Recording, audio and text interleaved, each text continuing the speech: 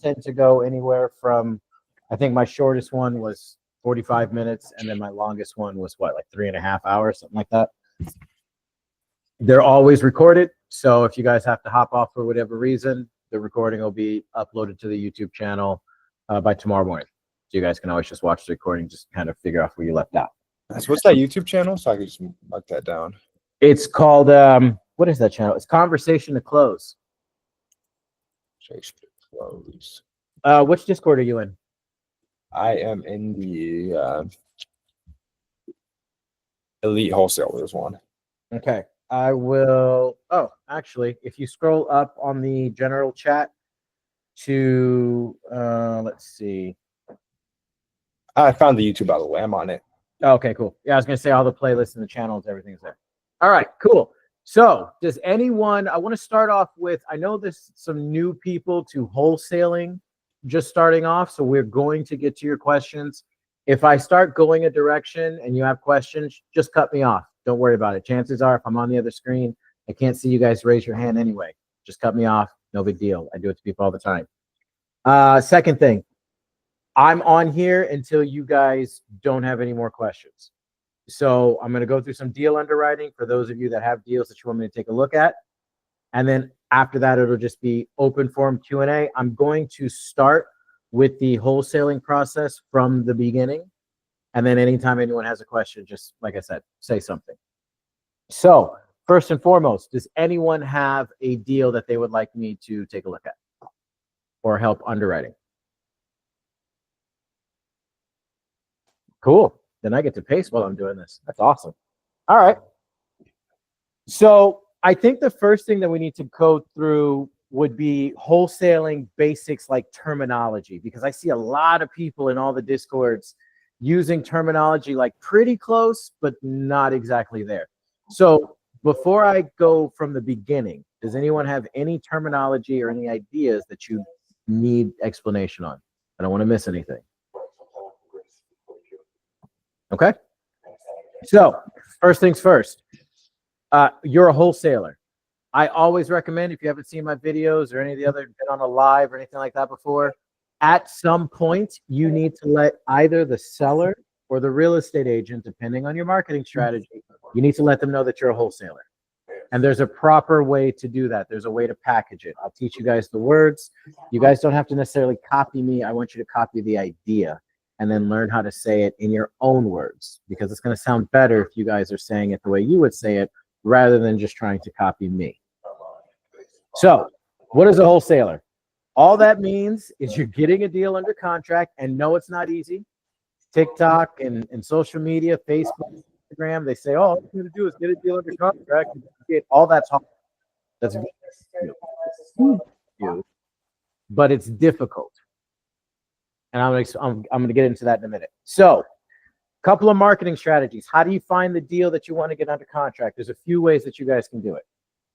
One, if you have more time than money, you can go old school, driving for dollars, looking for properties that are distressed on the outside. You can tell, you're driving by that house, you're like, yeah, they used to cook meth in there. If you think that about the house, you should get right down the address. Then you skip trace that address, you call the seller and you say, hey, your property is looking a little rough.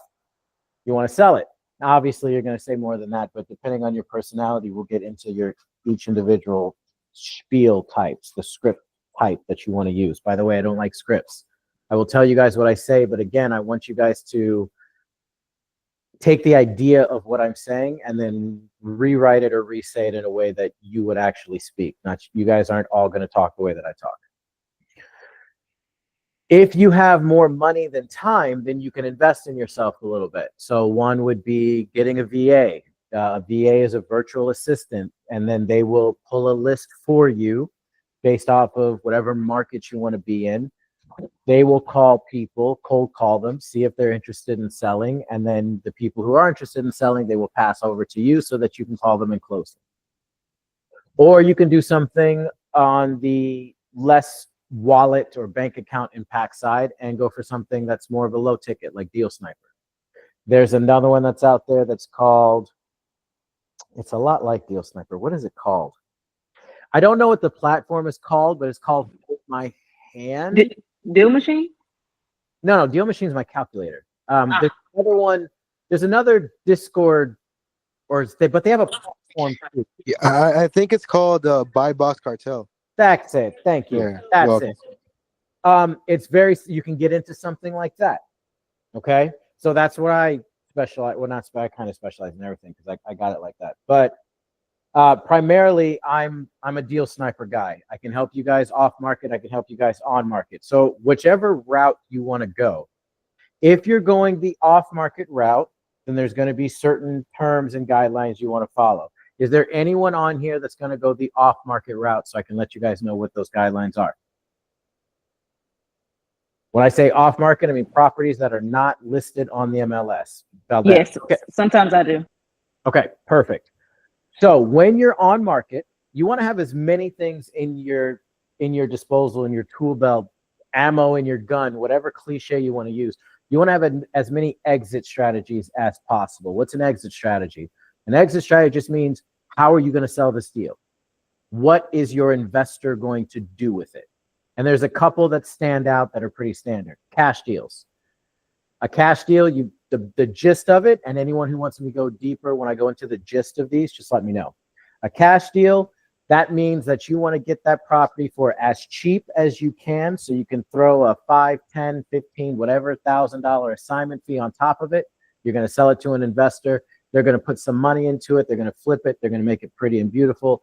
And then they're going to list it on market and they're going to sell it, keep the profit, and then go do another one. That's a cash deal. Sometimes it's rare. I think it's rare where you can get a cash deal, but instead of someone like going to flip it, it'll make a good long-term investment or a short-term investment like an Airbnb, or a mid-term investment like housing for nurses near a hospital, things like that. That's a little more rare. If you're going to do something like that and sell to what's called a buy and hold investor, then chances are it's going to be a creative deal. A buy and hold investor is someone who's going to buy the property and they're going to keep it and they're going to rent it out, and whatever that cash flow that they're getting monthly, that's what they're going to live on. That's their business. That's their portfolio. So you got cash deals.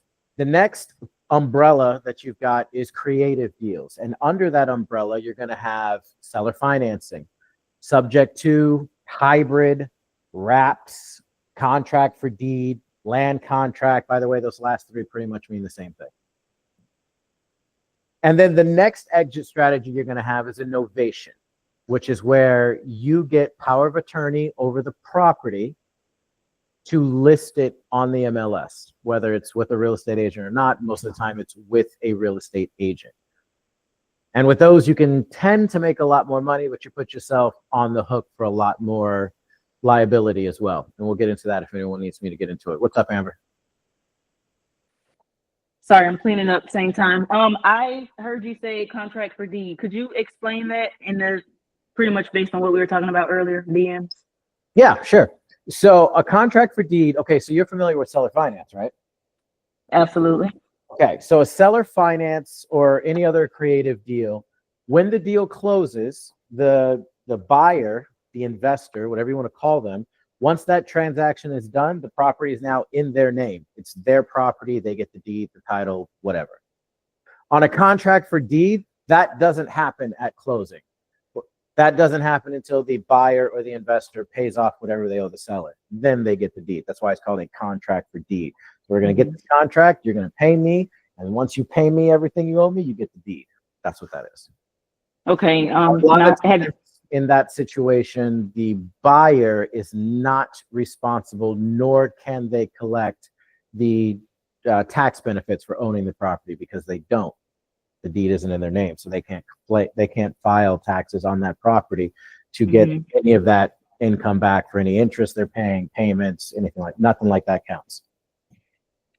So is there a benefit in proceeding or no? You can. If the deal cash flows, an investor will take it. A lot of investors, I'm not going to lie to you, I mean, obviously I never do. A lot of investors, they want that tax break because they own so many properties, they kind of need it. So, but if the deal cash flows enough to compensate for that, then someone will still buy it. Okay, so even if there's a mortgage, because she did say that. So if there's a mortgage, so then, okay, so what was the end goal a subject to or a hybrid? I think it's going to be a hybrid, but we haven't gotten to the numbers portion of the conversation yet. So I need to know the numbers portion, but basically what will happen is we'll subject to the mortgage, assuming they're okay with that. They may want to do a wrap, and it may be better to do a wrap depending on those numbers once you have them. Okay. But if it goes the contract for deed route, like if that's the way they already want to go, then Mhm. I say don't fight it. We'll subject to the mortgage, and then the title for the property, the deed, won't get transferred to the buyer until that buyer pays off whatever they owe to the seller for the rest of the equity, the seller finance portion. That's the best way to Gotcha. get it. Okay, Once they pay so off the seller finance portion, they'll get the title. okay, so I mean, still approach it the same way. Keep the balloon, everything else. Mhm. Okay. Yeah, Now, everything else is the same. when it comes to the contract, though, am I just saying that in the additional terms, or do I change the title of the contract? Also, like, So you saw the video I did that breaks down the contract. When you do the additional terms, you put the terms yes, there, right? Okay, so Yep. right above the numbers and all that other stuff, just put Mhm. contract for deed, title, and escrow. Know what to do from there. oh, simple. Because Thank you. remember, in the contract, in the Mhm. additional terms, I mean, yes, you're telling the seller or the realtor, hey, this is what's going on. But more importantly, not more importantly, just as important, title and escrow need to know how to write it up on their end. So the additional terms, the contract, is basically just instructions for title and escrow so they know how to write it up on their end. So if you Okay. put seller finance at the top and then the terms, then they know what it is. If you put contract for deed, then they know what forms to add, what forms to take out versus, a hybrid or a sub two or something like that. Gotcha. Okay, so but what if it's a contract for deed with sub two terms? It can still be a hybrid. So what you'll do is you'll put contract for deed hybrid. Okay. Yeah, you'll just put contract for deed hybrid. And then another thing that I would do is assuming, I don't want you to do that, but it is, if you send the deal to us, that's technically what you're paying for. Okay, I'll just teach you like on my one-on-one. But what we'd Okay. like to do is, assuming all this goes through, I'd like to get you on the phone with title and maybe my dispo guy who's going to Okay. open title so that you know how that conversation goes. So when you're ready to dispo your own deal, you're not like, oh shit, what the hell do I do? Okay, I need that for sure. Okay, Yeah, thank you. so we'll do that. Okay.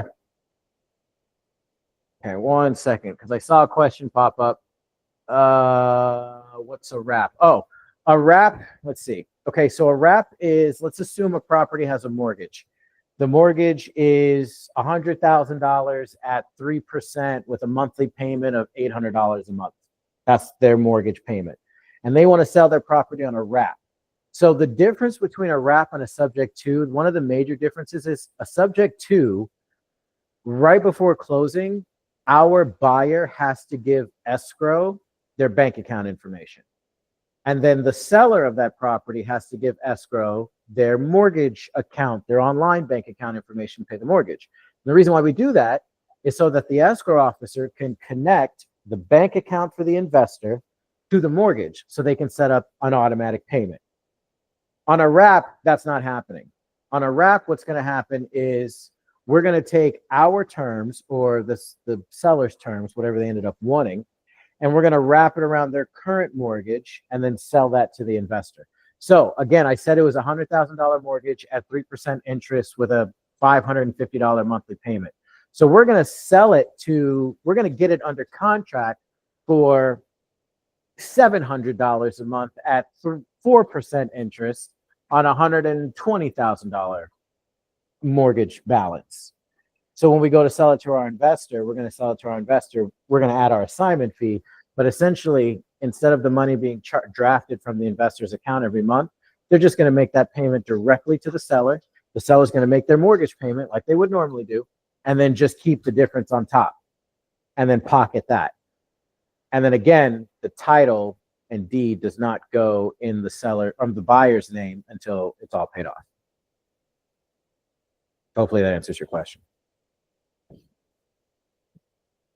All right. Does anybody else have a question before I go? Yeah, no problem. Before I go on. Yes, I have a question. This is Rich. What's up? What's up, Rich? Yeah, like I was talking to you in the DM earlier. Mhm. You know, the reason I got this deal sniper is because I saw, the swiftness of how you can, send out offers, you know what I mean, which is bomb. Okay. But I saw a video where you were explaining, because what I'm trying to find out is how do you know if it's a deal? I'm not just like really me personally, I'm not into just sitting here and just sending out a bunch of offers and just, kind of just hoping to splatter something against the wall. I'm not looking to do that. Like I'm trying to be more efficient as I Nice. possibly can. Okay. So Good. That's a good thing. so the thing is, like when I first saw it, it was saying how, you go on Redfin, the whole process, you say Yeah. no mortgage, whatever. And then you send out that deal. But then I seen another video where you clicked on the long-term rental and then you said the cash on cash return needs to be above what you told me in the DM is 10 to 12%, and then the cash flow needs to be somewhere in $300 of cash flow. That's what most buyers are looking for, 10 to 12% cash on cash, 300 amount in cash flow. So in order for us to really be efficient with these offers, we really need to check that first, right? Because I mean, you could send out a bunch of emails that aren't actually a deal. You know what I'm saying? Like you could send out some that's not a deal. Like I'm looking at this right here. Like I just brought up one house. I'm not putting in an offer for this, but Sure. it says cash on cash return 3.17%, and then a cash flow of $163.86. Right. Okay, so that's not a deal, right? Correct. I would say probably not. Right. And here's why. Okay. Can you see my screen? Yeah, I can see it. Okay, so I just put in a property that I just snatched off of Redfin. I just went to where I live. I put one in Houston. So if I go to long term, first of all, you only need one of these to work. Okay. And if both of them work, cool. But as long as one of them works, that's good. But you got to take one thing into consideration that I think a lot of people aren't doing. Shit. Yeah, of course this one works perfectly. But anyway, okay. So you come, of course it did, right? Because I went to use that as an example. All right. So here's one that I did. I cleaned up my numbers, right? Now I go to Section 8, cash on cash return, negative 0.58. This area just isn't good for Section 8 rentals. But now, again, I only need one of these to work. So now I'm going to go to long-term rental. Well, this one's a 16.2. So this deal works. It's cash flowing $552 a month. Okay. So this deal works. So if you want to know if a deal works, now I cleaned up my numbers. You actually don't have to. That's just a thing that I do. Right. But if you want to just copy and paste, put in an address. I mean, all I did was grab this one. So copy, paste, put in an address, and then just click on long-term, check your cash on cash return. Click on Section 8, check your cash on cash return. As long as one of them works, it's a good deal. One thing that I do want to point out, though, if this number is, if it's higher than 10 to 12%, awesome. But I'm almost willing to guarantee that if I put this deal into the calculator, it'll come up with a higher than 16% cash on cash return. And here's why. This whole thing is taking into consideration that they're going to take out a loan. So if you notice, there's a 6% interest rate built in. There's an 80% LTV. Here's the actual purchase price. So it's running this as if they were going to take out a loan to give you the worst case scenario. Basically, this is essentially what it would look like if there was a balloon in 1 year. And this number here is going to reflect that. When you run it through my deal machine calculator, there is no 80% LT. It's running the numbers as it is. As a matter of fact, here, let's just do it. Let's take a look. So we got 186, 173, 900, 44, 714, 21. Okay. So seller finance, right? So 186. 173, interest rate is 0, down payment 13, I think this was 2100. It was 21 some change. That's all right. This was 44. I think it was 36. I don't know. We'll check. And I think this was 900. So you see, I put the deal in exactly as it was, and it's coming up with a 20.32 cash on cash return. And the reason for that is because it's not taking any of this into consideration. There's no 6% interest rate that's generating an $870 a month payment. Right. So that's why. But again, if you click on Section 8 or long-term rental after you put the address in, and either one of the cash on cash returns are 5% or higher, I say go for it. It's a good deal. Because if you go back and put it into the deal machine calculator, not including all this stuff, you're good. So 5% or higher? 5% on, hold on, 5% or higher on Deal Sniper. Once you put it into this calculator is like, this is law. So if the cash on cash return is still under 10% on this calculator, then no, it's not a good deal. What I'm saying is that what I'm noticing is that if you have a 5% or higher cash on cash return on Deal Sniper, it translates into a good deal for the deal machine calculator. Does that make sense? Yeah, that makes sense. How do I get the deal machine calculator? It's in the Discord on the left. It says, I mean, is it free? Do you pay for it? Yeah, you got to just Venmo me 50. No, it's free, dude. Oh, it's free. Yeah. Okay, Yeah, cool. there's a link there. So all you got to do, and this is for anyone who's new. Let me just show you guys how to do it now, because I always get in my email people requesting access. You don't have to do that. Go to Discord, go to the calculator channel. Once you open it, click on File, click on Make Copy. This will pop up. You can name it whatever you want, and then click Make Copy. Then you will be able to edit. It will be your copy. Oh, okay. Got you. Okay, one more question.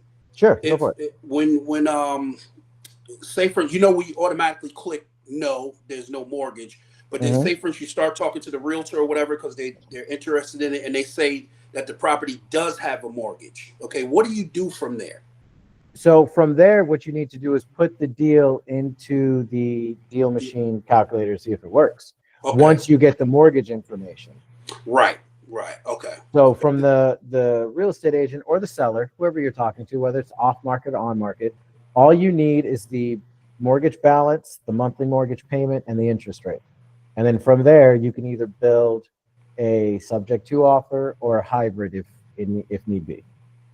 Okay, and you got videos about the hybrid, right? Yeah. Okay. Plus, these lives are every day. So you guys can always bring your deals here and I can help you underwrite it until you don't need me anymore. Okay. Gotcha. But yeah, all the videos are on there. As a matter of fact, there's one playlist that's just the calculator, and there's one video per deal, one for cash, one for creative, or one for seller financing, one for sub 2, one for hybrid. Okay. All right, great. Thanks, man. No problem. All right. Does anyone have a question over what I just went over or need me to clarify anything? Because if you don't understand creative financing, that may have been right over your head. No? Everybody's good? Okay, cool. Yes, sorry, I was on mute. What's up, Philip? So I am like pretty much a straight cash wholesaler, and I've lost probably 2 to 3 deals just doing straight cash. And I don't understand creative finance at all. And like I have a guy that does creative finance. Like if I find a creative, I'll just send the deal to him. But for me to like get some clarification on it, would you be able to like give me like a 5-minute spiel on like what a creative finance is? I'm like, from the knowledge I know, it's basically making the seller the bank and you giving them payments on a balloon, but I don't know much besides that. Gotcha. Okay, cool. So yeah, that's the gist of it. Yeah, that's the gist of it for a seller finance. Creative financing just basically means anything that's not traditional financing, which is you go or your investor goes to a bank, gets a loan, and gives the seller cash. So on creative financing, let's assume in this situation there's no mortgage. As a matter of fact, let's go through the calculator too. Okay, so but creative financing and seller financing are 2 different things. Creative financing is the umbrella, and underneath that umbrella would be subject to hybrid or seller finance. Okay, a land contract, all the rest of the things. Creative financing is the main topic, and then underneath it is all the different. Yeah, just like it's a branch from the tree. There you go. Okay, cool. So you got the numbers handy for your last cash deal? Like Yeah. what the ARV was, how much they were asking? Yes. Okay. What was the ARV? 130. I think, yeah, it was around 130. We can say 135 for that one. All right. And how much work did it need? About 35,000. Okay. And what do you typically make on a deal? 10 to 15,000. All right. I'm going to lowball you on this one. I'm going to do 10. What'd you offer them? At first, we offered them 45,000, but then we had to restructure it because there was an issue with the main support beam, so we got it down to 20,000. Okay. So I got an MAO of 39.5. So you actually got that for a really good price because my shit's strict. I'm at 65% of ARV. So that's good. So the only thing that I think maybe a little bit of a switch for you is creative financing works best on properties that don't need any work. Yeah, like turnkey properties. They don't necessarily have to be flipped, but move it as close to move-in ready as you can be. Okay. At a minimum, because the investors, they're not like the investors you're used to dealing with. The investors you're used to dealing with, they want the property for as low as possible. They want to put money into it, flip it, and get some money back, and then go rinse and repeat, right? Yeah.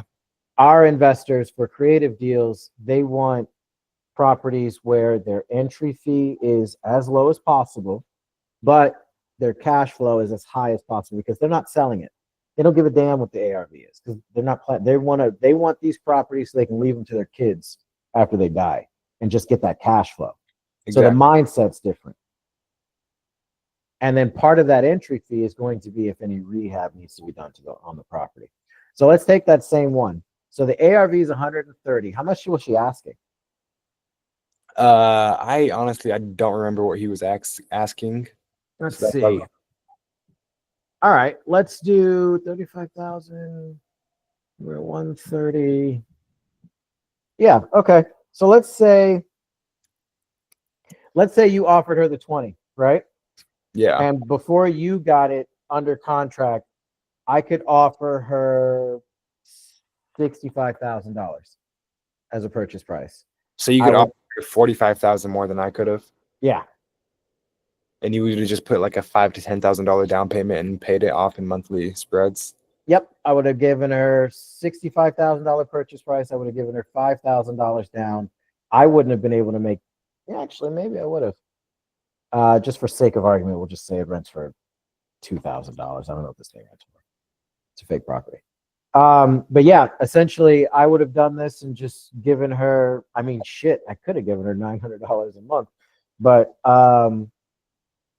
I would probably just do a straight 5.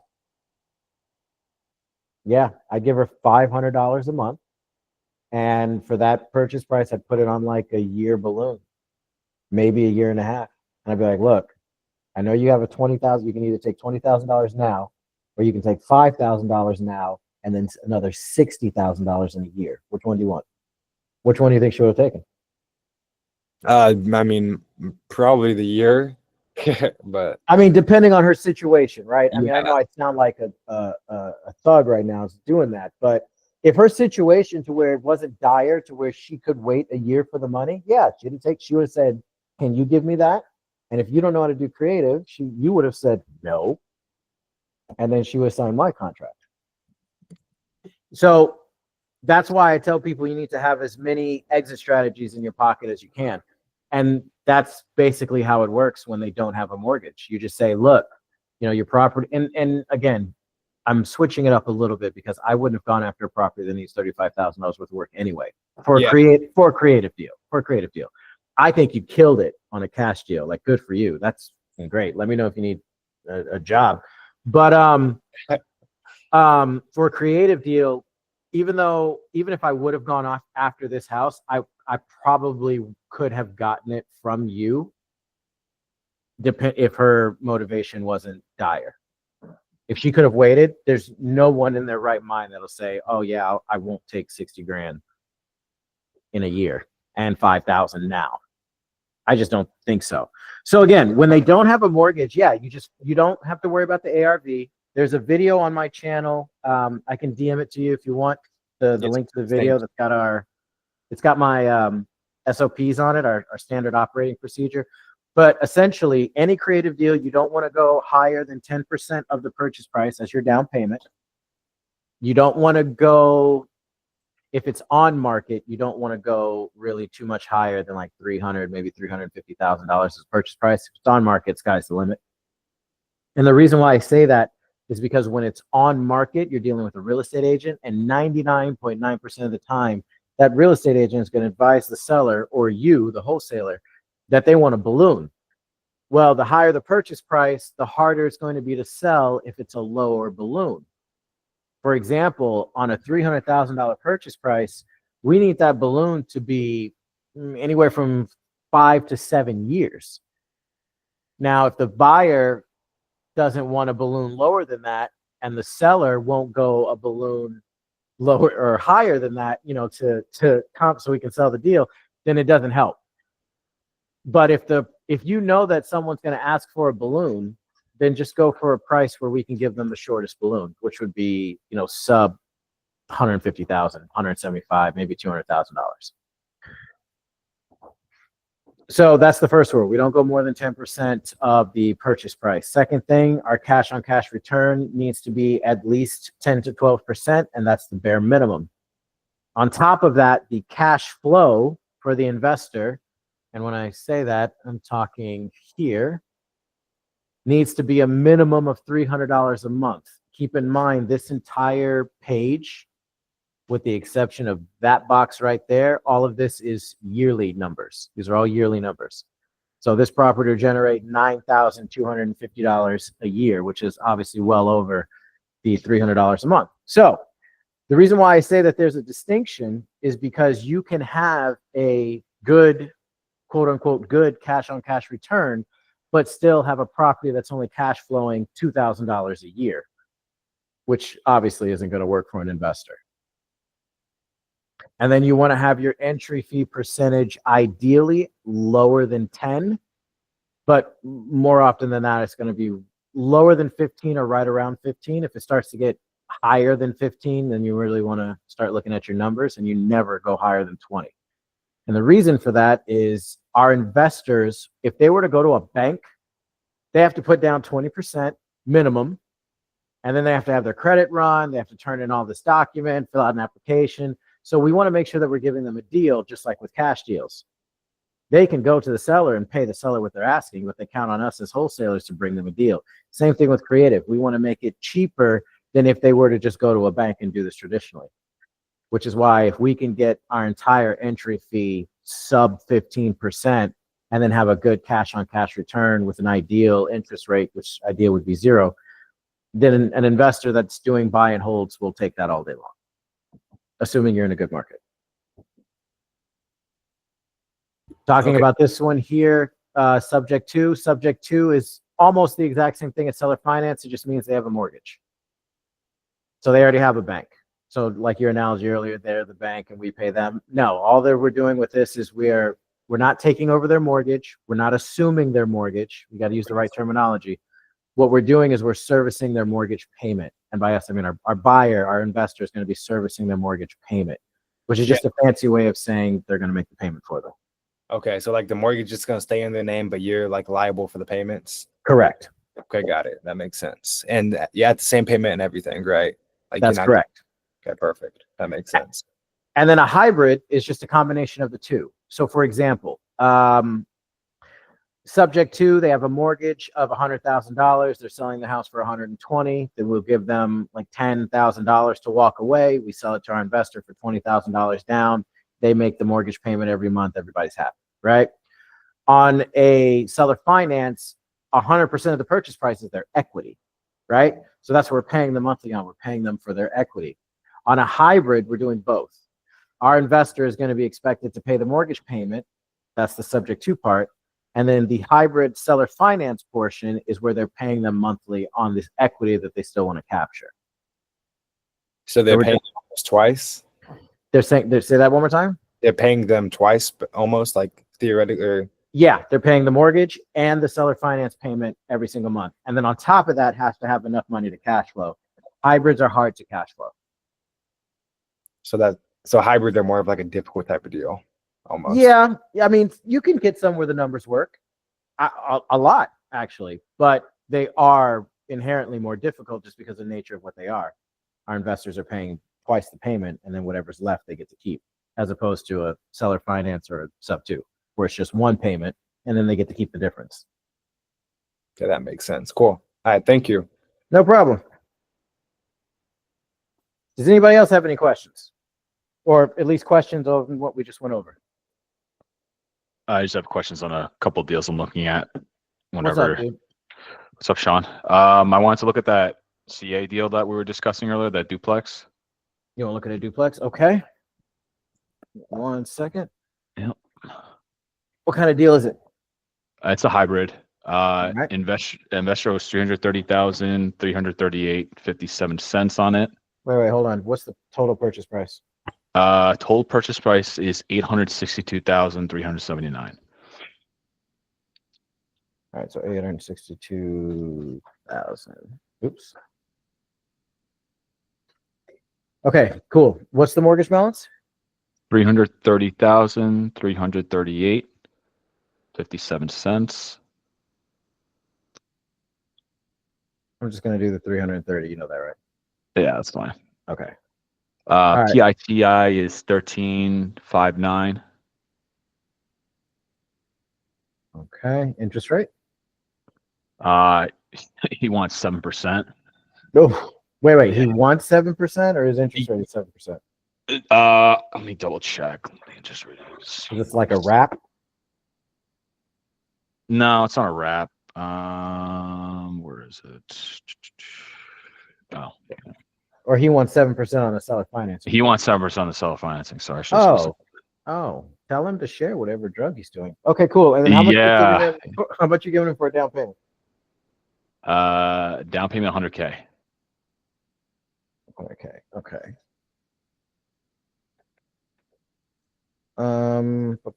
So that would make the seller finance what, 432, right? Yeah. Yeah, 432. Yep. Okay, and then you want 7%. Yeah. So that payment is Hold on. Yeah, what's the payment? Because I think my formula got messed up. That's the all right, seller I'll fix finance it. payment I have is 2874. Oh yeah, this guy's okay. What'll it rent? Well, it's got to be a short term, right? Yeah, it rents at like five. It rents at 5,250. Short term is about 7,700, and that's off of Air DNA. Where it is in California, huh? Yeah. Yeah. Okay. This was like the You we were can't talking about help last it, week. can you? This guy, well, it was from an agent who gave it to me. It was a lead she gave it to me. Oh, okay, that's different. Expired listing. Got Yeah, and he's a pain in the ass because he wants to do a 3-day inspection and all that as well too. EMD, I mean. Does he know that you're wholesaling it? Yeah. Or does she know? She knows. Yeah, she knows. Yeah, I've been transparent with her about it. Okay, good for you. All right, Yeah. so 1359 and 2800. Yeah. So it cash flows as a short-term rental. So I have it right now, and I sent you the numbers earlier. I wanted to just review it with you. I have the seller finance payment at 3,100 with his PITI, and it's still, he's still making the investors still make almost $23,000 a year on the short term. You know what? I see it.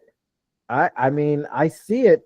All the numbers are there, and I'm at 26,000. Even if I fuck off 6,500, sorry, Mom, I'm at 20 grand a year. Yeah, that's like $1,300 a month. That's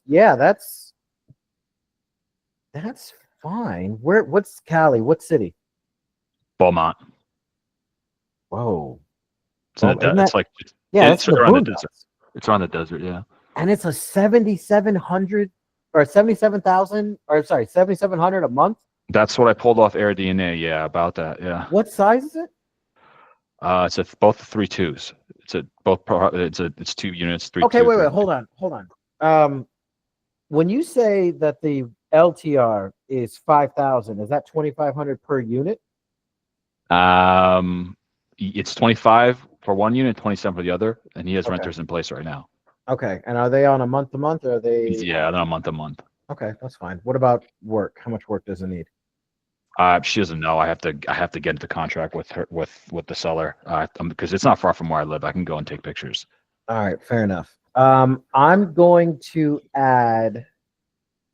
And then her commission as well too. I put her at. Oh, I forgot about that. Yeah, I know. I put her commission at 10,779. I'm going to tell her, hey, listen, like we all got to. Well, I'm not going to take a cut, but I'm not going to say. I'm going to say we're all taking cuts on our commission because this guy's a pain in the ass. Okay. So the entry fee is kind of high, but it can cash flow if your once they entry kind of fees refi out of it. Your is way high. Now I added 20 grand. That's $10,000 per unit in case it does need work. That's not Okay. a definite. That's smart. This is why I'm doing that. Just so you know. Okay. I mean, still cash flows. I mean, your entry, it's still not. Look. Here's what you need to do. How long was it on market? It was on. It was on 90, market. right? I was on market last May. He took it off in the summer, and then he put it back on market in December and took it off at the beginning of this month. All right. Let me see something real quick.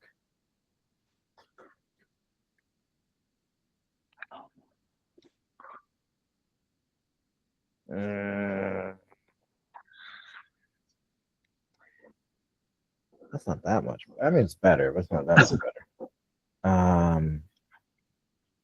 Because I initially offered him 25 for seller financing plus taking over PITI, and he said no, he wants more. He wants like 45 total. So wait, you offered him $2,500 a month plus us covering the 13? Yeah, and he said he wants no. more. Yeah, he wants more. Oh. All right. That's okay. That's all right. That's all right. That's all right. I don't like greedy. I don't. Yeah. I really don't like it. I mean, it's his house. He can sell it for whatever the hell he wants. It's not my call. Yeah. You know what? I would try and work on that interest rate a little bit. I would see if you can do 5% and help a little, just so you're not just rolling over. Yeah, I agree. But I mean, the deal still works. I mean, it absolutely still works. The only other thing that I would do, not that I don't trust their DNA, because I do, but 7,700 I used to live in California. I know where Beaumont is. I used to work there. Mm-hmm. It's in the boondocks. Yeah. So I would go on Airbnb, put in the same zip code, and see, what did you put it in? Did you put it in as a 3.2 or a 6.4? 6.4. Okay. So then then there's remodeling that would have to need to be done. To knock down a wall to make 2 units into 1. Well, I mean, I was just under the mindset that, hey, like he can rent out like both units on I guess that's true. People do that. I mean, and I do that as well too. So I want to ask you about that because I manage a few vacation rentals myself. So if I'm going to comp something, I'll go on AirDNA or I will go on Airbnb as well to see what they rent out for per month or what are similar comps. Is that a legitimate comping tactic that we can do? Yeah. Before I learned how to use AirDNA, which once I learned how to use it, much like when I showed you guys, it took me way too long. But yeah, before I knew AirDNA was a thing and started using it, that's exactly what I would do to comp. I would comp it just like I would comp any other property. I would go to the city on Airbnb, put in the parameters for my property, see what's next to it, and then average them out. Okay, that makes sense. Which honestly is exactly what AirDNA is doing. So if it says 7,700, it doesn't have to make sense to me or you in order for it to be accurate. I say go for it. All right. You're gonna have to work on that 3-day. There's no way that's gonna work though. Yeah, I'll. Well, I sent you. Yeah, I know. Well, I did something with the realtor. I can share with you privately what I did as well too to kind of offset that. But yeah, I'll work on that. The only I mean, that 7% is not awesome either, but the 3 days, that's not enough time. It's a pain in the ass. Yeah. Well, typically once if I go into contract with an investor, they'll submit the EMD by within 48 hours? Within 48 hours. Okay. All right. We'll have to figure that out then. So you think I should tack on an additional $20,000 just in case for rehab? I think safe. I think that is this off market? This is off It's off market. market now. Yeah, it expired. Are the photos still online? Let me see. Hold on. I don't think so. I mean, Re- the listing was still online, but If the photos are not online, you need to let the real estate agent know, look, this so far, I don't like everything, but it seems doable. But a lot of this is being based off of the condition of the property. I know they're month to month. I need to see what that looks like. So either we need photos or I need to walk the property, and then you need to get photos, Keith. But yeah, you know what? You rely on that a lot, and that's holding you back from wholesaling truly virtually. You should really try and talk her into just getting the photos. I mean, she's a real estate agent. She should have them. Okay. Got it. Okay. Just so you're not driving. I mean, I know it's close, but just get in the habit of, I mean, she's about to make 10 grand. She could take some photos. You know what I mean? Yeah. Yeah, I agree. And I'd rather him agree to preliminary numbers first, even though it's not too far from me, than me drive out there. I agree. I don't want to waste my time, to be honest with you. Exactly. Another question, this kind of came up in one of my other deals that's in contract right now, is with the realtor commission, do we still need to add that to the purchase price, or does that automatically add it to the purchase price? No, you don't add that you add that to the contract as far as the additional terms, meaning buyer to pay realtor commission of whatever. Okay. But on the assignment contract, it's just going to be built into the entry fee for the investor. Okay, so basically the calculator does everything for me, right? It's because it takes in my assignment fee, the realtor contract, entry fee. Oh, you know what I just noticed? It's What? a good thing you said that. It didn't. Oh. Look at that. Because I put 10 grand in. Yes, somebody messed with my calculator. The formula is not there. Okay, so obviously now this is going It's to gonna shoot it up. Oh, that's not that bad. It's still not bad though. That's not that bad. You're still good. I mean, it's not good, but it's not bad. Okay. And this is with the extra 20 grand in. So in all honesty, if I take that back out, it's just going to drop right back down. The only issue is that if the investor actually needs that to be in there, then we're just gonna have to re-add it. So you need to get photos or see what. I need to walk it first because I can add the 20 grand after the fact because once I know, hey, this is what the entry fee is, so that's fine because it's not the seller who's paying the 20 grand anyway, so it's not a big deal. Okay, so I was thinking about going in. I mean, I'll see if we can put down the interest. I already, like I said, he doesn't know what interest is. He's like, oh, we can do 0% interest the first year, but then he's like, I need 3 grand direct to me for the first year. So I don't think he understands what no interest is because no interest is much lower than that anyway. So I was going to go in at 31 plus. No interest should be like 1,200 or some shit. Yeah. Yeah. $1,200. Yeah. I was going to go in at 31 to seller, and then we cover the PITI. So it's like 45 to him, 45.59 to him.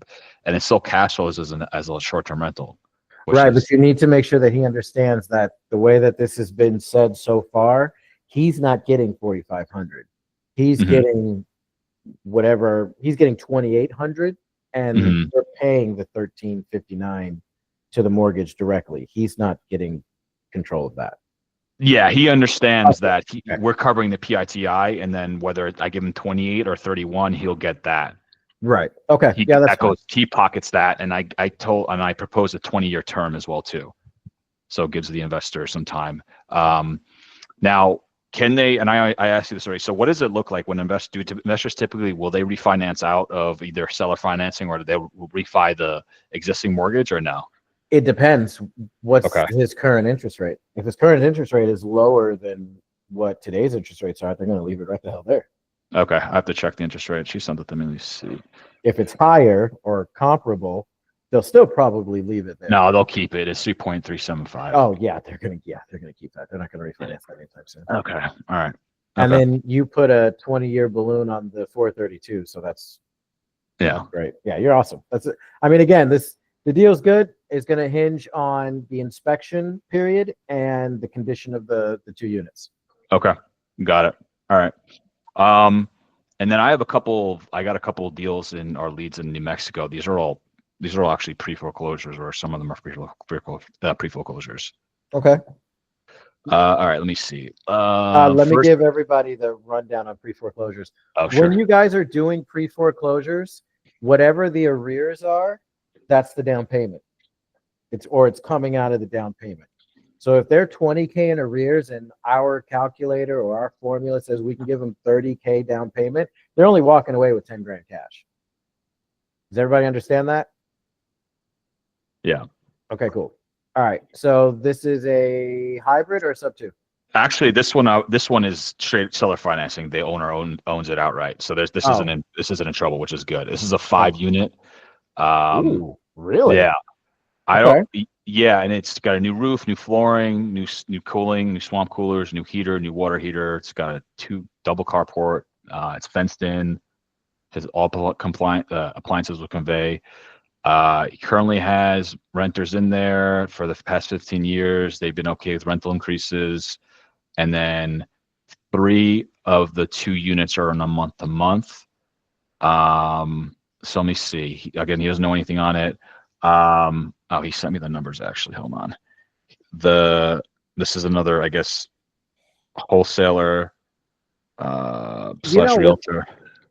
I was going to ask you, but I didn't want to be a parade pisser.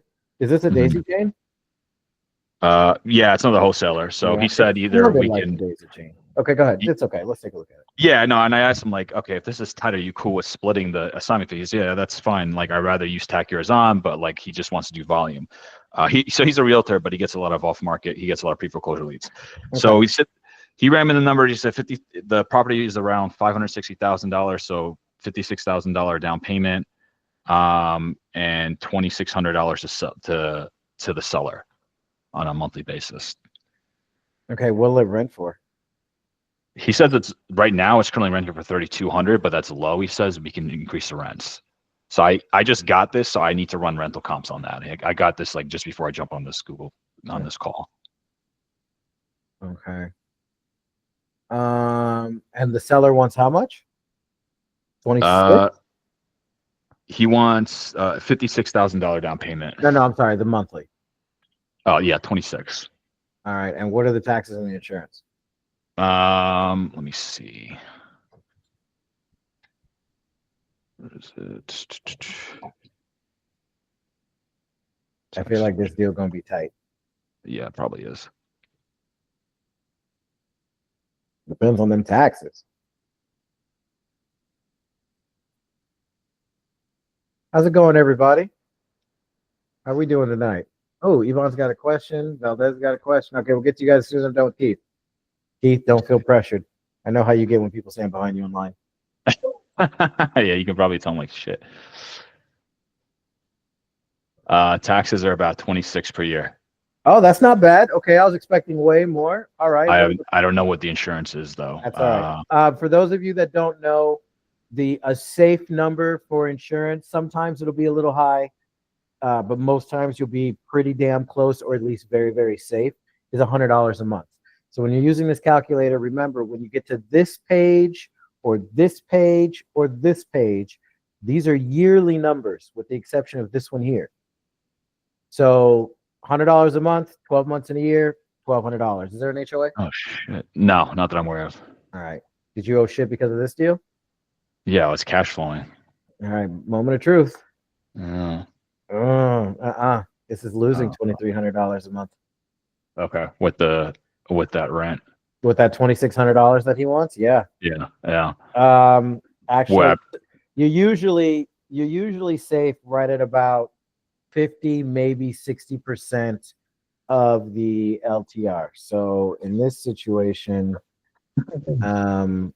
you're probably gonna be at like 16 would probably be your max, close to it. Yeah.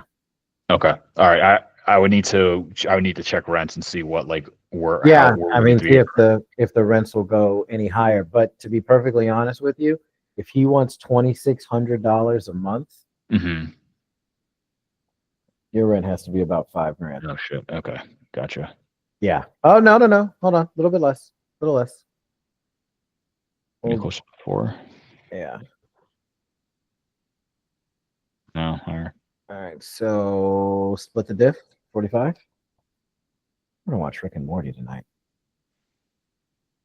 Yeah, 42, 43, somewhere around there. Okay. All right. I'll check on that. All right. Got it. If it is, then yeah, the deal will definitely cash flow. What about 42? Okay, so 42. And the 42 deal, is a minimum, yeah, and your deal will cash flow at 42. even at that's the 7,800 a year. I mean, is that really cash flowing though, or no? what needs to be $300 a month Oh, okay. at Oh, yeah, a minimum. So this is double. that should be fine. Okay. Yeah. Yeah. Got it. Okay. That's what, All right. $652. Yeah, something like that. Okay. And I have another. This one's a pre-foreclosure. Pure hybrid. It's a hybrid. Okay. So they owe 217,000. Oh, go ahead.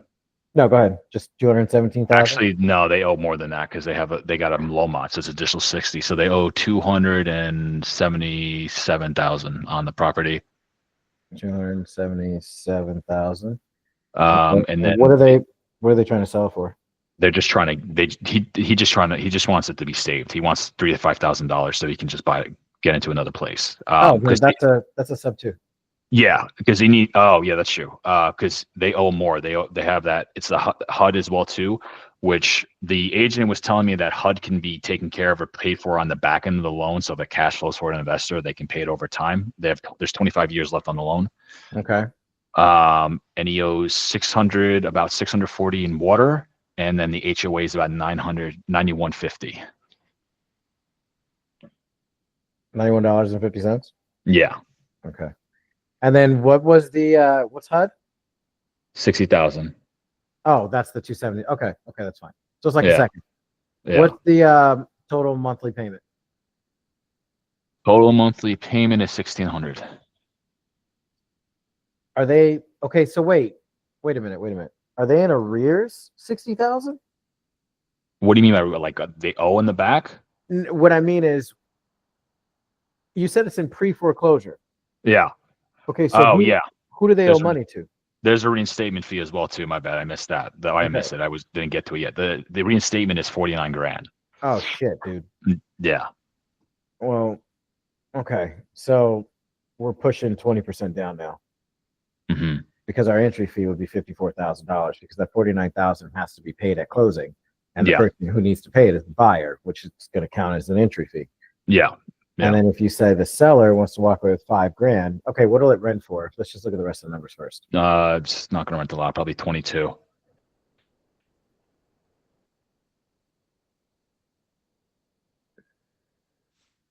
I mean, you're close. If I can find if I can find good comps, yeah. Oh shit, no, you're not. Oh, because of the It's 1,600. I have it at 14. Oh. On the last deal. You're just under.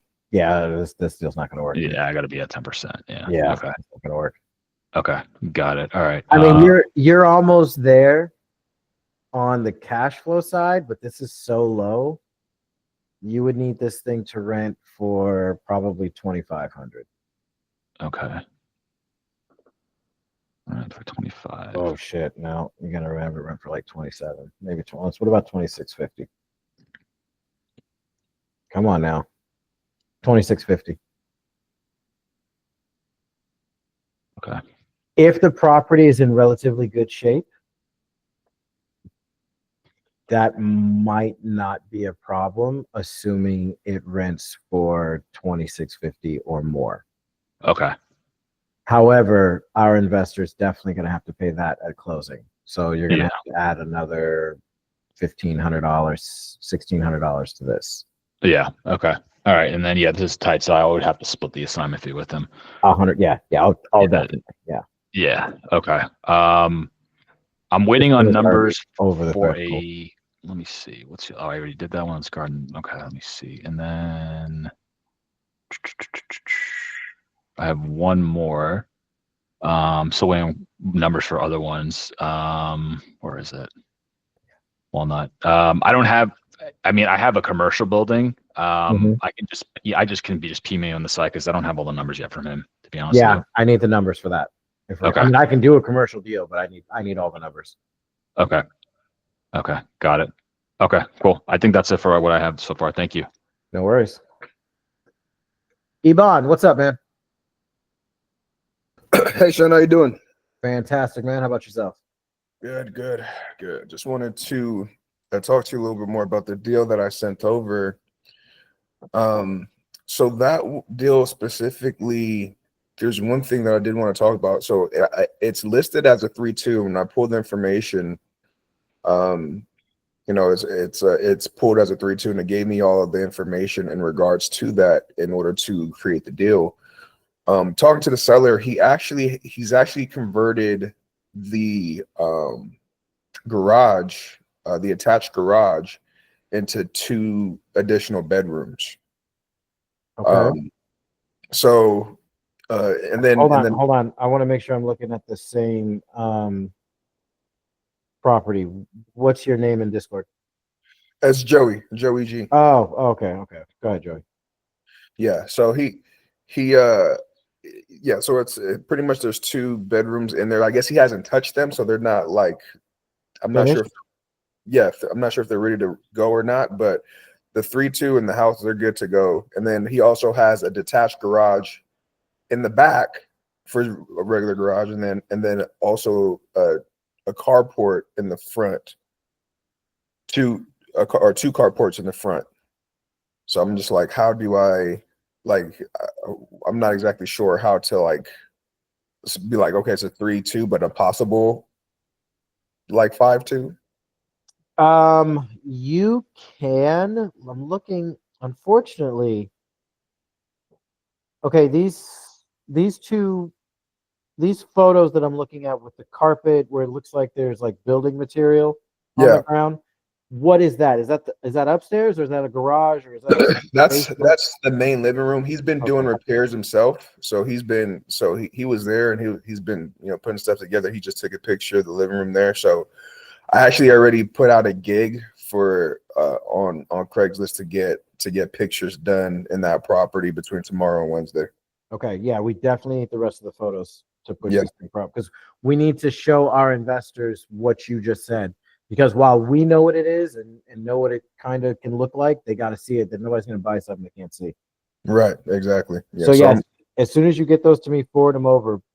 And then what we'll do is, let's see, that still doesn't answer your question on how many bedrooms is it total, assuming the entire house was complete? How many bedrooms would there be? It would be 5, because they have in the garage, they have a room, and then they have a wall in the middle, and then another room on the other side. Is there a kitchen or a bathroom in those areas, or just 2 rooms? I believe it's just 2 rooms. I don't believe there's a bathroom. I could double check. I could ask him again, but I believe it's just 2 rooms. And are these detached? These are detached garages. So the rooms are actually inside of the attached garage.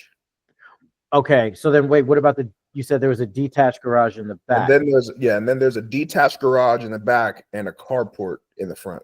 Okay, but the detached garage in the back does not have any bedrooms in it. No, it's just gotcha. Okay, that's where it was. Okay, then I would definitely. How much of the 2 attached garage bedrooms? How much of them are done right now? Like, how much do they look like bedrooms? That's what I'm going to find out when I get the pictures. That's what I need to know, because depending on how close they are, and this isn't universal, but depending on how close they are to being actual bedrooms will determine how you can market the property, whether it's a 5-bedroom or a 3-bedroom. If the wall is already up and either the carpet is down or the flooring is down, or it's at least there and someone just has to put it in, then yeah, you could probably count that as a 5-2. That won't be a problem. Okay. But if it's just a room and a plan on a drawing, what I mean, then that's just a garage. Okay. Yeah, I'm gonna get more pictures. So I should have them between tomorrow and Wednesday. So all right, let me know. Awesome. Thanks. No problem. Valdez, what's up? Hey, Sean, you can hear me? Absolutely. What can I do for you? Okay, it's more of a technical question. It's about a master calculator, a deal machine calculator. Sure. When you put the inputs in and then you, let's say for instance, seller finance, do those numbers supposed to transfer over to that section, or you gotta just input them in yourself? So anything that is white, is a formula. So it'll fill out for you, like this here, and then anything on these pages. Anything that's in blue, you fill out. And then everything from the inputs page, though, should carry over. So for here, if you notice, I've got 560, 504, 56, 10. And if I go to seller finance, now granted, this has got our assignment fee in it of extra 10 grand, but if it didn't, this would be 560, 504. Here's the entry fee percentage, the closing cost. So everything carries over for you. The only thing that I have to put in would be whatever monthly payment I'm going to give them, and then the taxes, insurance, and HOA if there is one. Okay. Everything else will carry over. All right, so that's the problem that I'm having, because I'm having to go over and put the purchase price in and the seller finance amount in. So when you go to, let's say, this seller finance tab here, and you click on this number, which is the purchase price, there isn't a formula there like this? It's not the same number as I put in on the inputs. Is it the number that you put in on the inputs plus whatever you put in the assignment fee section? Because that would be correct. Because essentially what it's doing is it's adding this number and this number together. That's why this is 570. Right. Well, okay, I understand that. But what is on my end? It's not even calculated. It has, like, say I have another deal that I calculated.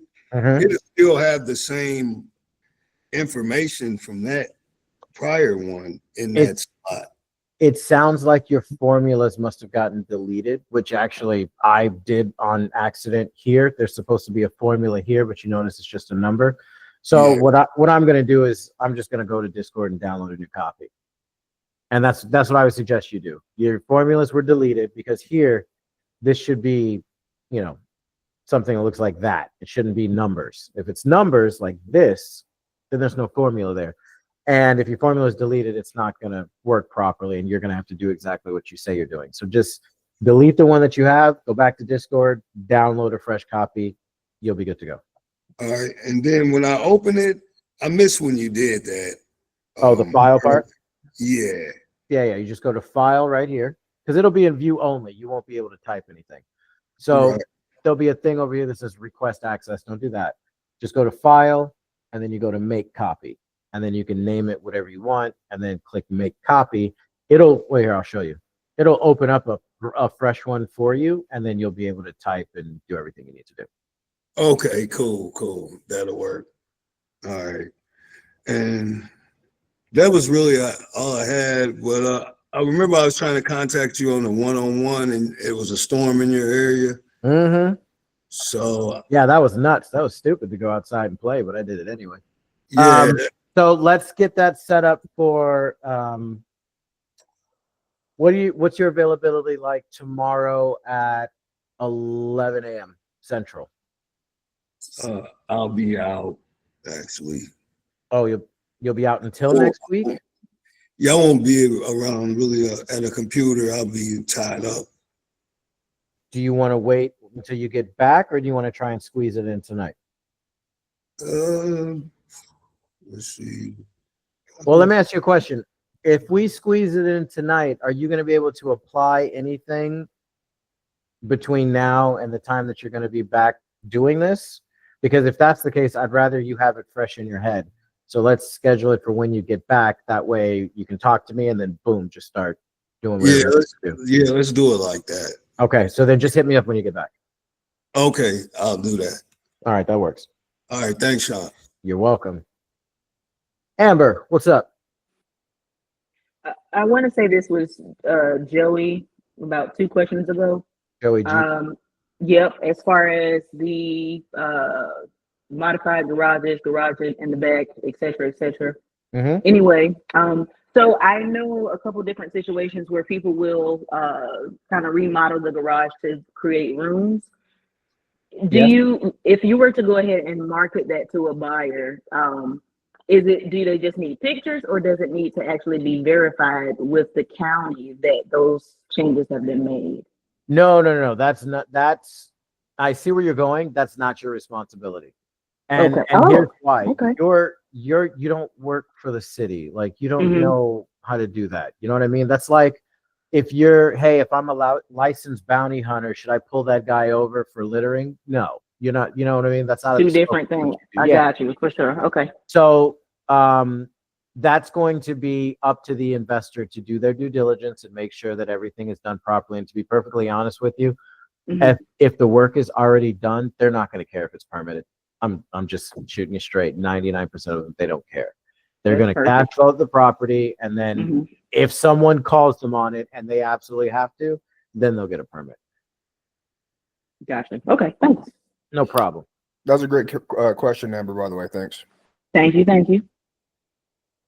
Megan, what's up? Hello. So I'm wondering, because when you use Deal Sniper, it gives the amortization schedule as like, or like the term length as like 24 years, Mhm. and you can't change that. Like, how do you like incorporate a balloon into it? Like it, because I know you were saying like if it's less than if the purchase price is less than 120,000, then you might want to have like a 1-year balloon. So like, how do you incorporate that into like the email or like the verbiage, or is there like a template somewhere? No. It's actually so much simpler than that. Wait till I tell you about the contract. So you're talking about in this part here, right? The term length? Yeah. Yes. So typically what I do is I'll copy it. For this one, I know that I can do anywhere from a 1 to 3, maybe 4-year balloon. So when I copy this and paste it into an email, I'm just going to delete this. And I'm literally just going to type balloon 1 to 3 years. Okay. That's all I'm going to do. And then on a contract, it's the exact same thing. It's a line item that you put on the additional term section where you put the rest of this stuff. You're just going to put if you've agreed on a balloon with the seller or the real estate, you're just going to put the word balloon, colon, and then whatever number you guys agreed on, and then the word years. And that's it. A lot of people, they come to me and they say, hey, what's the calculation for balloon on the calculator? There isn't one. The balloon does not affect the numbers. Now, I know there are ways to do calculations on the balloon and do percentages and all that stuff. I'm not that good at math, hence the calculator. So it's just a line item. As long as you keep it within range, you're good. You don't have to think about it that deep. Okay. I'm sorry. Thank you. Bless you, I think. I don't know what that was, but yeah, no problem. It was a cough. Yeah. Oh, okay. All right. Jason, what's up? You read my mind. Hey, man. I missed the first part of the meeting. I don't know, it's about 30 minutes late. And you had said that, you might help people like on their first deals.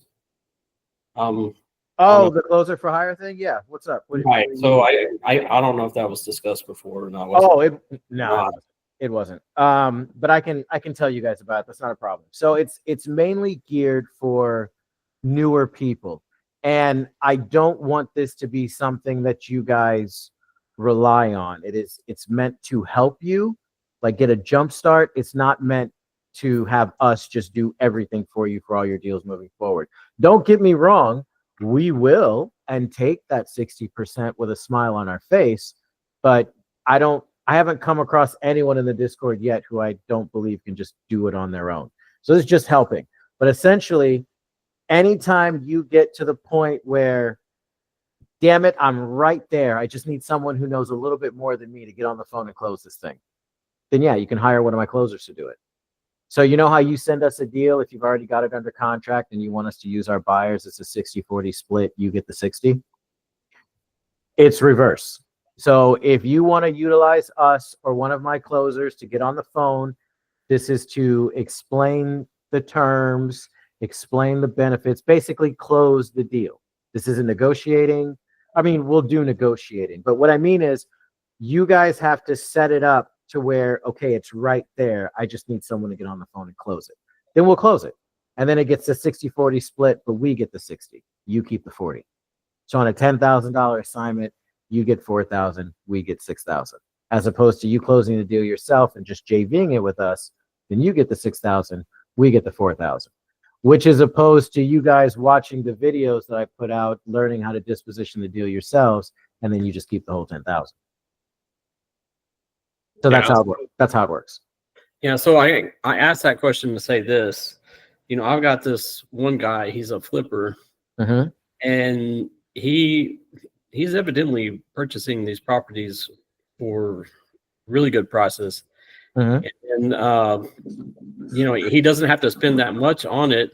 He still wants to make his money, but he wants to get out of it as fast as he can.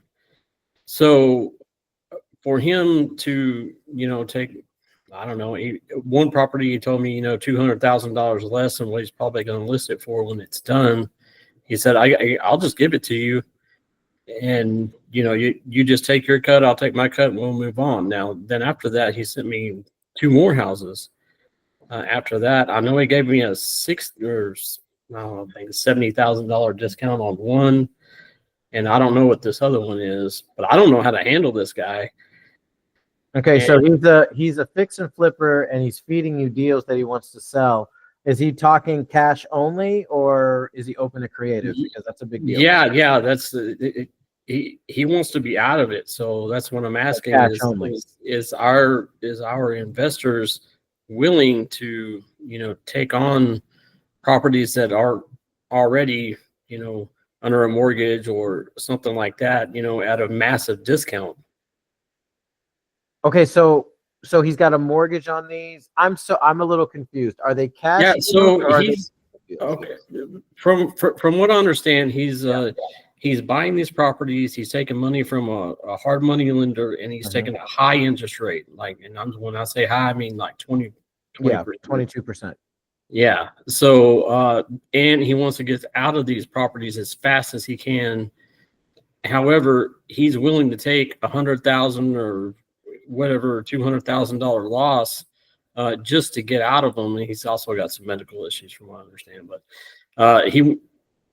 he's ready to get out from underneath them, and, you know, is willing to take a massive loss. So the question is these investors, are they willing to, you know, finance 100% of it? And also, you know, I don't even know how it works. Okay. What you're describing is just straight cash deals. So basically, he's got private money under his name in order to fix the property. The properties are fixed, right? They're already done, I'm assuming. Yeah, he does immaculate. So the properties are already fixed, but he's paying a lot of money every single month. The ideal flipper scenario is they get the property under contract, they get it possession of it, they flip it as fast as they can, they sell it as fast as they can, because a lot of them take out these hard money loans at 12, 15, 20, 25%, and they're paying that every single month until they sell it. So yeah, it sounds like for sure he wants to, you know, unload these things, but it's not going to be a creative deal. He's taking a loss because he wants cash, because he wants out of them. If it was a creative deal, they would still be in his name. So it'll be a cash deal. How much are they listed on market? Yeah, because they're well, I think the last one he sent me was at 400,000. I think he's got two 400,000s, and the next one it's not even listed yet. He said they're going to list it at 7, and he told me to run the numbers at 4. And so I ran the numbers. I said, okay, this is the deal, I'll take it. And he said, wait, no, let's make it 5. And then I said, no, okay, the numbers don't work here. And okay. He said, okay, well, talk to your guys and see if they'll take it. And that's when I came to you. So, all right. So if the properties are listed on the MLS and you're doing cash, the formula is 60% of what it's listed for, minus any rehab estimate, minus your assignment fee. So if one of these properties is listed for $400,000 and you said that they were flipped nice, so obviously they don't need any rehab, and you want to make 10 grand on the deal, the most you can offer him cash is $230,000. Just because of the simple fact it's on market, because ARV doesn't come into play. You know, he's not going to take that. Yeah, I figured most people don't take 50% of for. It's just I was just wondering if we have different buyers that might look at what the future is on a flipped house that's worth, you know, right now 400,000 and whatever. Well, a flipper wouldn't take it because there's nothing to flip. It's already, you know what I mean? Like it's already fixed. There's no money for them to make. And then as far as like a buy and hold investor taking it, then you have to compare what their mortgage would be at 400,000 or 380 because they're going to have to put money down. I'm sorry, 360, and weigh that against what the buyer's PITI is going to be at 400,000 a mortgage versus what it'll rent for. Yeah.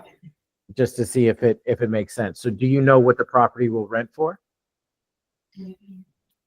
He sent me the numbers. I don't have them right here on hand. I know that one for the 400 to 500,000 will go for 500 or 5,050 a month, and the other one he just sent me right now will go for 2,250. Is what he said, but I ran it at 7% interest, and then it's just like break even without taxes and insurance. So that's pretty much what I'm seeing at a $400,000 purchase price with $20,000 down, financing $320,000.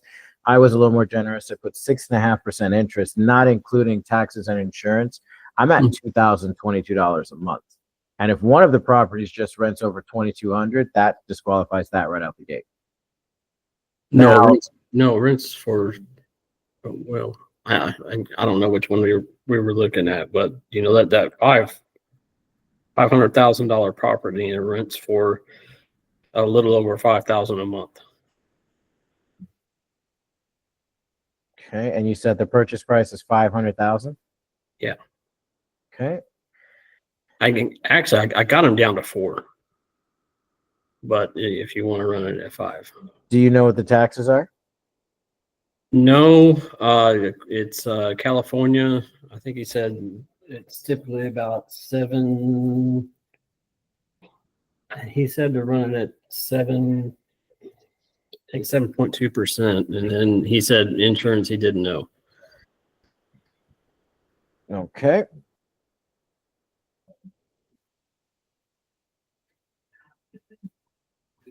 Okay. All right. So not including. Ooh. Hold on one second. Actually, here, I can put it on a thing for you. Now that I have the numbers.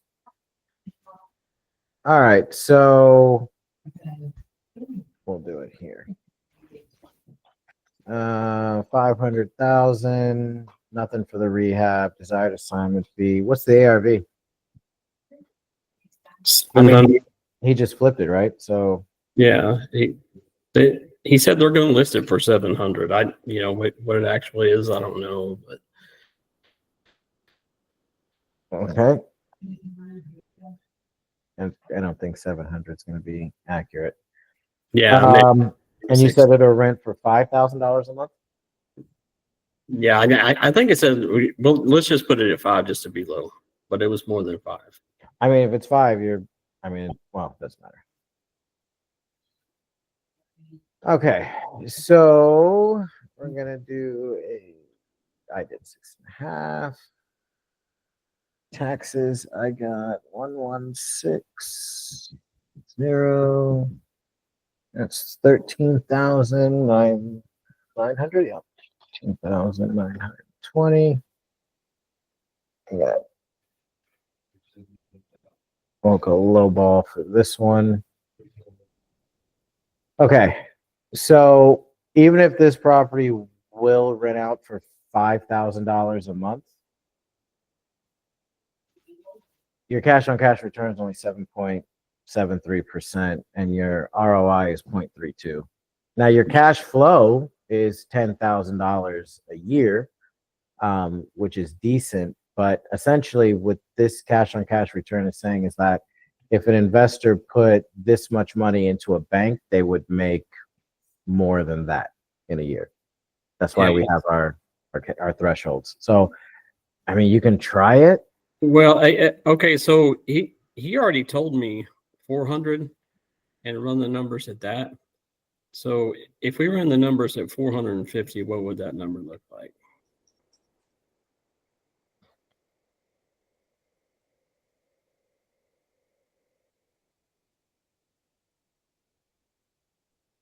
So then we can make it work, right? You're still cash flowing the same, but your cash on cash return and your ROI has gone up. I mean, again, you can try it, but this is also assuming that someone gets a 6.5% interest rate. Yeah, probably not like, well, maybe. No, not today. No. But I mean, you can try it. Me personally, I don't think it's going to move. But if there's even a 1% chance that you can get it done, you can go for it. Yeah. Well, I mean, just being you, how would you handle this situation with this type of guy that is trying to do this? It's unfortunate, and I really wish that this wasn't the case. But you know, regardless of what the situation is, I'm always going to be honest. He's got himself in a pretty bad situation. He has a property that he thought was going to sell quick after what he did, and I'm sure, like you said, that the rehab is immaculate. But wherever this property is, it must not have been immaculate enough because they're still not selling. So now he's losing money fist over fist every single month, and I think he's panicking. You could either try and take advantage of the situation and tell him, hey, you know, I can do it for $350, take it or leave it. I can do it for $400, take it or leave it. Or you can try and push it out for $450 and $500 and then set the proper expectation with him and just let him know, hey, I'm a wholesaler. I'm going to do my best to get this to move at what you're asking for. Give me 2 weeks and I'll let you know what I got. And then if you do it, great. If not, then at least you let him know ahead of time, hey, I said I was going to give him my best. It didn't work. Yeah. That's the only thing that I think you could do. But I mean, again, if it's got a 1% chance, it's still clearing. If you find someone that's newer to investing and doesn't consider cash on cash return and just cash flow, you might be able to get it moved. Like I said, if there's a 1% chance you can do it, go for it. It's free to push a deal, but I do recommend you set the proper expectation with the seller. Sounds like he's already having a bad enough situation. He doesn't need false hope. Yeah. Okay. Cool. Sounds good. Awesome. All right. Does anyone else have any other questions? Because I think I don't have anything else to go over. I mean, I know we went off on a couple of tangents. What was it? I do. What's up? Hey, I sent you something. This is Karen. I sent you something earlier. Oh, KT. Yeah, KT. That's it. All right. Hold on a second. Let me take a look. And then, Amber, I'll get to you in 1 second.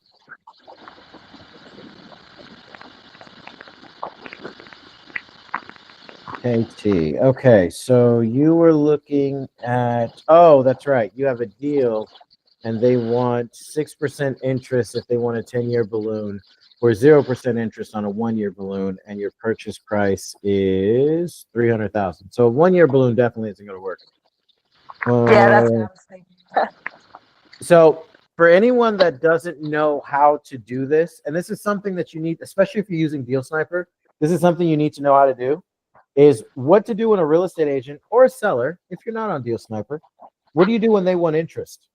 So I'll go through this real quick before I let you guys go, and I'm going to do easy numbers. I'll do $250,000. I'll do $240,000. Seller finance, we'll do $10,000 down. And then for the purposes of this, it really doesn't matter what the rent is. Okay. So if you look on the calculator, it will tell, well, let me put the rest of this in case. Hold on. That's good.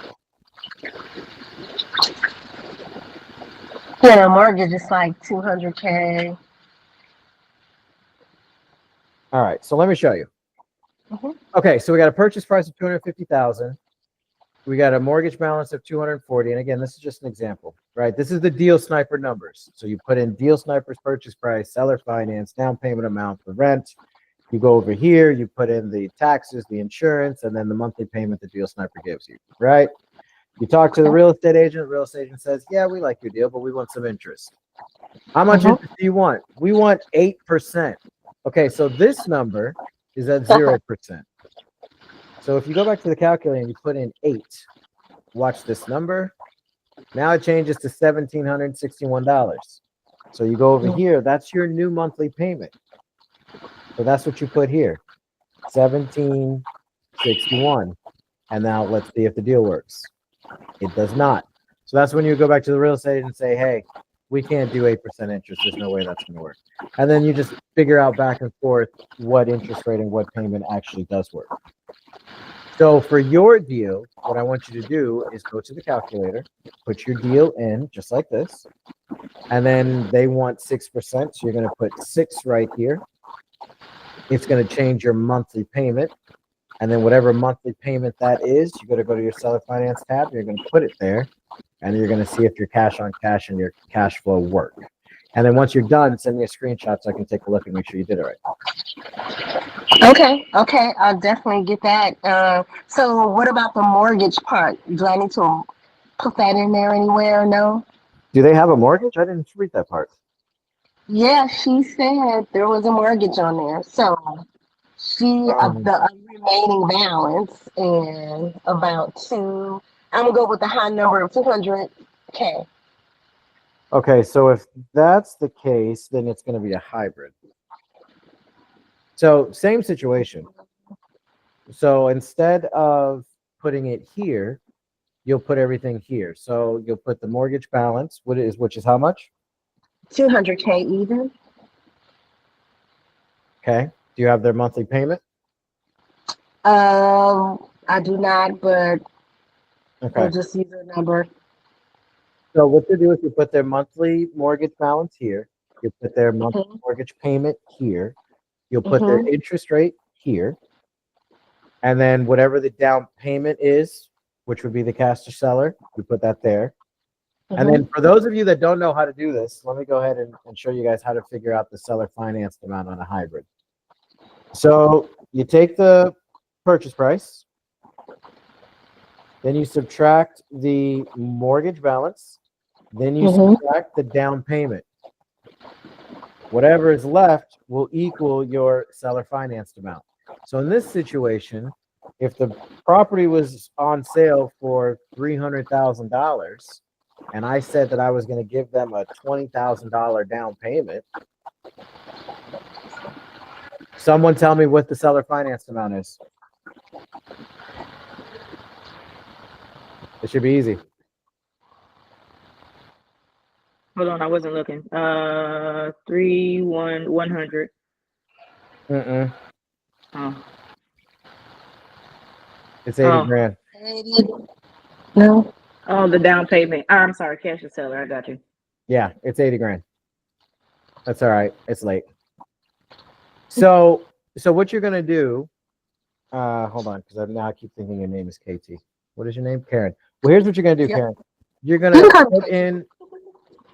put in the mortgage balance, the monthly payment, the interest rate, put in the down payment, and then do that same formula that I just did, the total purchase price minus the mortgage balance minus the down payment.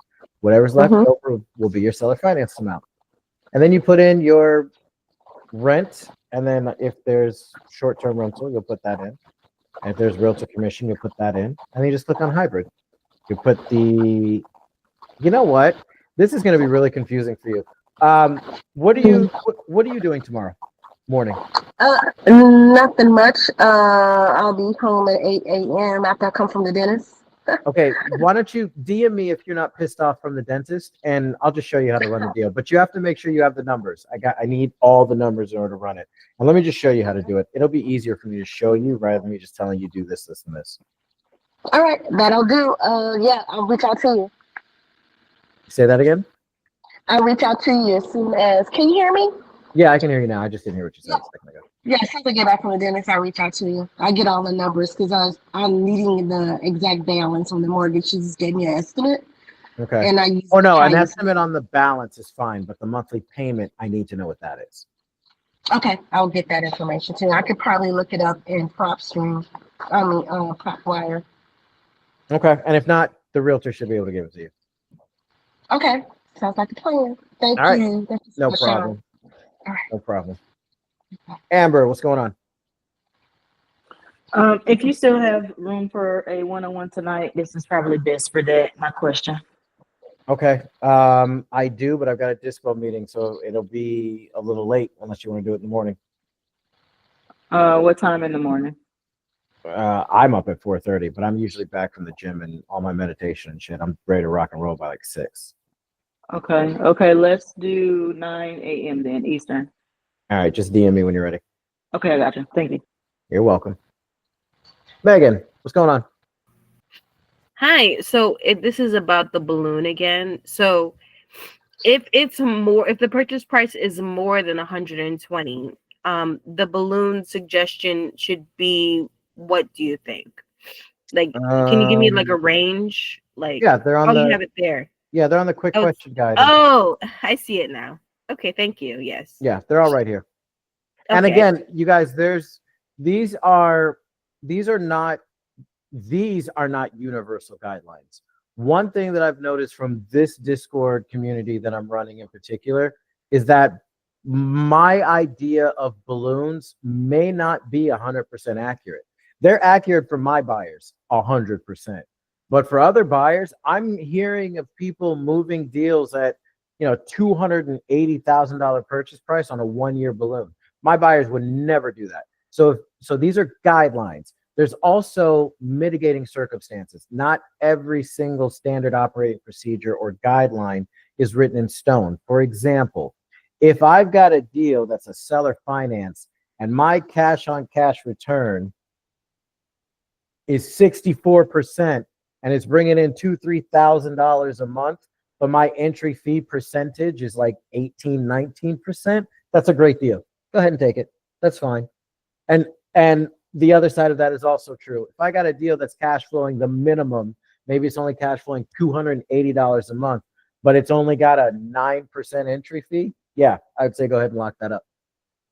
So there's always ways to bend and flex. That's why it's a great idea to really understand how creative financing works, because then you're looking at it through a different lens. You're looking at it like, okay, that doesn't work, but if I tweak that number and get the seller to agree with it, then it'll do this, this, and this for the buyer, and that's a done deal. You have to be able to do stuff like that.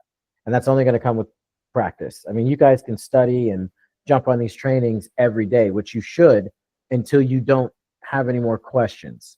If you don't have any more questions, you should be spending this time sending out offers and making you guys some money for yourselves. Like, I love having you guys on here and having people to talk to and perform for, but like, I want you guys to make money. That's what I care about. So learn how to do this as best as you can, as fast as you can, so that you guys can start having conversations with people and really understanding what's going on. That way you can show them why this is a good idea. Hey, Sean, quick question for you. What's When up? are these lives? Are they every day? Yeah, At this they're certain time? Monday, Wednesday, and Friday at 6 o'clock Central, and Tuesdays and Thursdays at 3:30 Central. Okay, got it. And this is a recording, right? So it's Yeah, this will be uploaded tomorrow morning. Got it. Thank you. No problem. Sean, I have one question. This is Felicia. What's up, Felicia?